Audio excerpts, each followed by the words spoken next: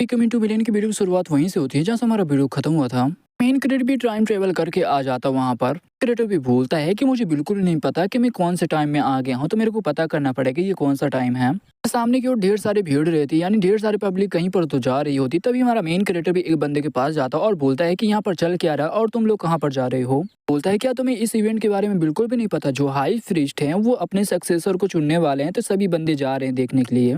Creator भी मन में सोचते हुए बोलता है कि अच्छा, इसका मतलब वो अभी भी बूढ़ा प्रिस्ट जिंदा है, अभी नहीं मरा हुआ है वो। पहले उसके हाथ में अभी तक लाइफ और डेथ की बुक तो नहीं लगी हुई, तो मैं उसे रोक सकता हूँ। प्रिस्ट रहता है यानी उसका डिसाइपल लीबियान, वो भी आ जाता और बोलता है कि मास्टर रहता, वो भी बोलता है कि मेरे डिसाइपल, तुम्हें पता है ना मैं यहाँ पर तुम्हें क्यों बुलाया हूँ? भी डिसाइपल है, उन सब में से सबसे ज्यादा तुम ही टैलेंटेड हो, तुम्हें ही अगला प्रिस्ट बनना पड़ेगा। डिसाइपल रहता वो भी बोलता है कि हाँ मास्टर, मैं आपको निराश नहीं करूंगा। प्रिस्ट बोलता है लेकिन ये जो प्रिस्ट की जो पोजीशन है वो मैं तुम्हें बिल्कुल भी नहीं देने वाला हूँ। तभी जो प्रिस्ट यानी जो उसका डिसाइपल रहता है वो भी एकदम शौक हो जाता है। बोलता है कि तुम्हें क्या लगा कि मुझे कुछ भी नहीं पता चला? तुम बहुत ज्यादा चालाक और बहुत ज्यादा कमीने इंसान हो, तुमने बाकी डिसाइपल को भी यहाँ से निकाल दिया। मेरे पास पावर है मगर तुम बहुत ज्यादा कमीने और बहुत ज्यादा चालाक हो। बोलता है कि मास्टर ये सब तो मैंने अपने टेम्पल के लिए किया था, क्योंकि वो जितने भी डिसाइपल थे वो जाकर मिनिस्टर से मिल चुके थे, मेरा रूल भी तोड़ दिया था और ऐसा ही चलता रहा तो हमारा जो टेम्पल है वो भी बर्बाद हो जाता, डर में आ जाता।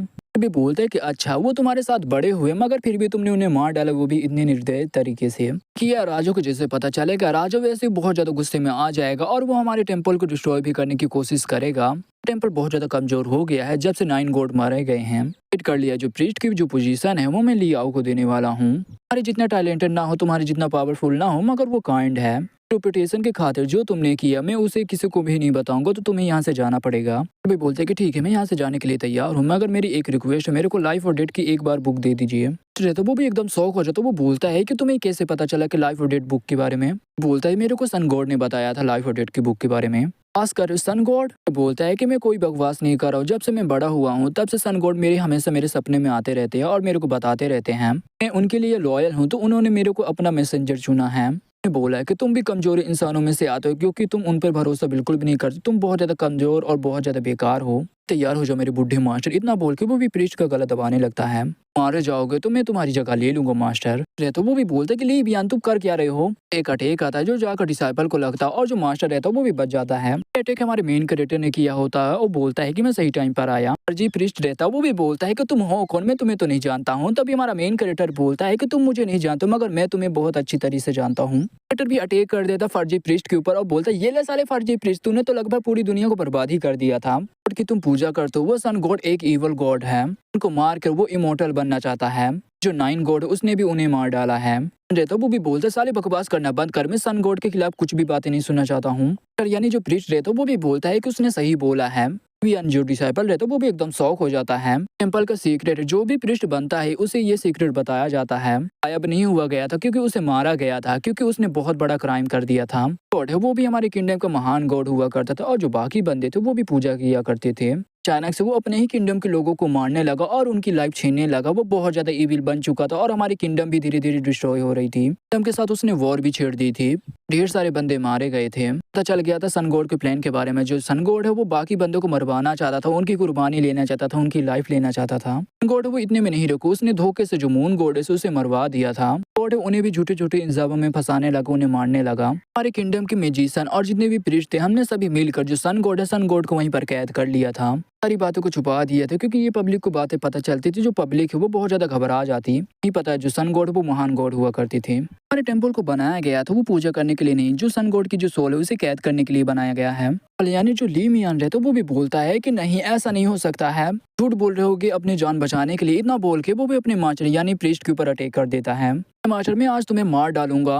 तो एक ही अटैक करता जो डिसाइपल रहता वो जाकर दूर गिरता और वहीं पर बेहोश हो जाता है। और हमारा मेन कैरेक्टर भी बोलता है कि बहुत ज्यादा जिद्दी है बेवकूफ। कैरेक्टर भी प्रीस्ट के पास जाता और बोलता है जो लाइफ और डेथ की जो बुक है वो मुझे दे दो। तभी जो प्रीस्ट रहता वो भी बोलता है क्या? कैरेक्टर भी बोलता है क्या क्या कर रहे हो, तुम्हारे पास वो लाइफ डेथ की बुक होनी चाहिए ना। तो वो भी बुक दे देता। तभी हमारा मेन कैरेक्टर बोलता है जो लाइफ और डेथ की जो बुक बुक की जो पावर है वो देख सकते हो, बहुत ज़्यादा हार्ड पावर है। तो मैं चला गया तो बहुत ज़्यादा दुनिया बर्बाद हो सकती है, और इसका जो मास्टर है वो ढूँढते-ढूँढते तुम्हारे पास आया तो वो तुम बिल्कुल भी उससे नहीं बच पाओगे। तो वो बोलता है ये तो मुझे लकीली ऐसे ही मिल गया था। भी प्रीस्ट से बोलता है जो सन गॉड की जो डेड बॉडी वो कहाँ पर है वो तो तुम्हें पता होगा। तो वो बोलता है कि नहीं, ये मैं सारी बातें बिल्कुल भी तुम्हें नहीं बता सकता क्योंकि ये हमारे टेम्पल का सीक्रेट बातें हैं। क्रिएटर बोलते तुम ईमानदारी से मुझे बता दो, नहीं तो जो सन गॉड की जो सोल है वो फिर से रिवाइव हो रही है। डिसाइपल को यूज कर रहा था, बस तुम्हारा डिसाइपल एक मोहरा है।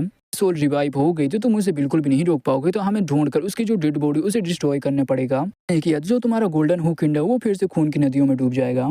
तो वो भी बोलता है क्या जो तुम बोल रहे हो वो सच है क्या? भी बोलता है कि तुम्हें क्या लगा तुम्हारे डिसाइपल को लाइफ और डेथ की बुक क्यों चाहिए था? भी बोलता है ठीक है मैं तुम्हारे ऊपर विश्वास कर रहा हूँ। बोलता है ठीक है मेरे साथ आओ, और पिस्ट भी एक जगह पर पहुंच जाता और वो अपना जादू टोना कुछ तो करता, वहाँ पर एक कॉफी निकलता है। भी बोलता है क्या वो सन गॉड है? तभी जो प्रिस्ट रहता है वो बोलता है कि हाँ। बोलता है कि इस सीक्रेट को हमारे टेम्पल में 1000 सालों तक छुपा कर रखा गया होगा, किसी ने सोचा भी नहीं होगा।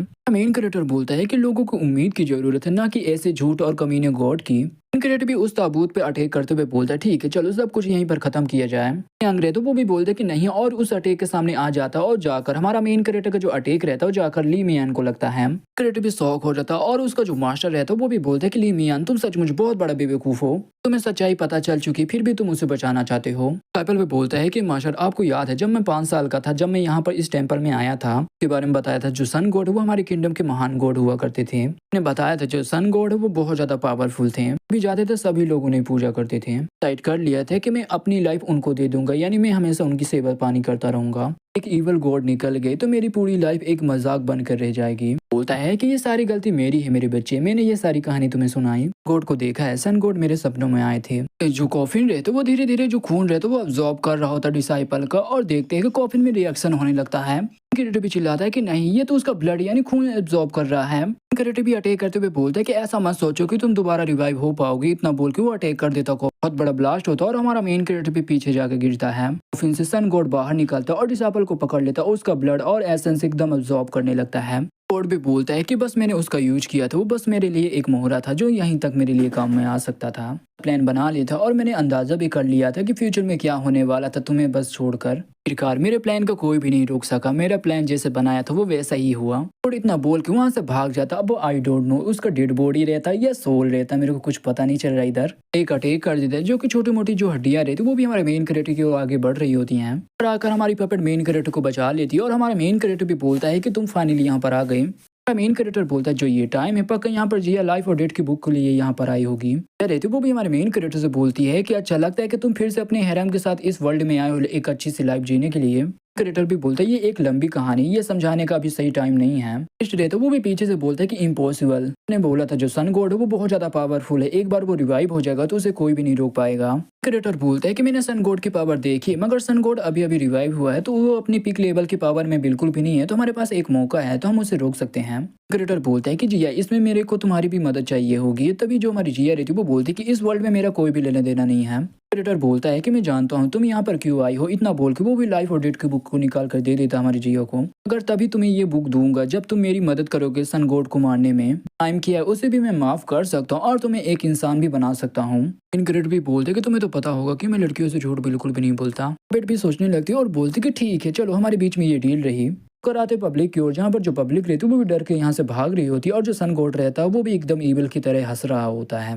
गॉड रहता है वो सभी बंदों को वहीं पर मार देता है, उनका ब्लड एसेंस और खून सब अब्सॉर्ब कर लेता है। कहता है कि मुझे और पावर चाहिए, अपना दो और भी ज्यादा ब्लड। इतनी पावर से मेरा क्या होगा, मेरे को और भी ज्यादा पावर चाहिए। तभी देख के जो बंदे मरे रहते हैं उनकी हड्डियों से एक ड्रैगन बना लेता सन गॉड, तो चला जाता और बाइट सिटी की ओर आ जाता है। इन लोगों को देख के बहुत ज्यादा खुश हो जाता और बोलता है गोल्डन हुक किंगडम के लोगों तुम्हें अपनी लाइफ मुझे देनी पड़ेगी। वो भी सिटी के ऊपर एक बहुत बड़ा अटैक कर देता है, तो वो भी बहुत ज्यादा डर जाती है इस अटैक को देखकर। हमारे मेन कैरेक्टर की एंट्री होती है और हमारा मेन कैरेक्टर भी उस अटैक को रोकने लगता है। थोड़ी बहुत दिक्कत हो रही थी हमारे मेन कैरेक्टर को, मगर हमारा मेन कैरेक्टर भी उस अटैक को रोकने लगता है। एकदम शॉक हो जाता है और बोलता है कि इम्पॉसिबल, एक नॉर्मल इंसान मेरे अटैक को कैसे रोक सकता है। ये वीडियो यहीं पे खत्म होता है, तो वीडियो बनाए तो लाइक करो, चैनल में सब्सक्राइब करो। तो मिलते हैं किसी अगली वीडियो के लिए, तब तक के लिए बाय बाय।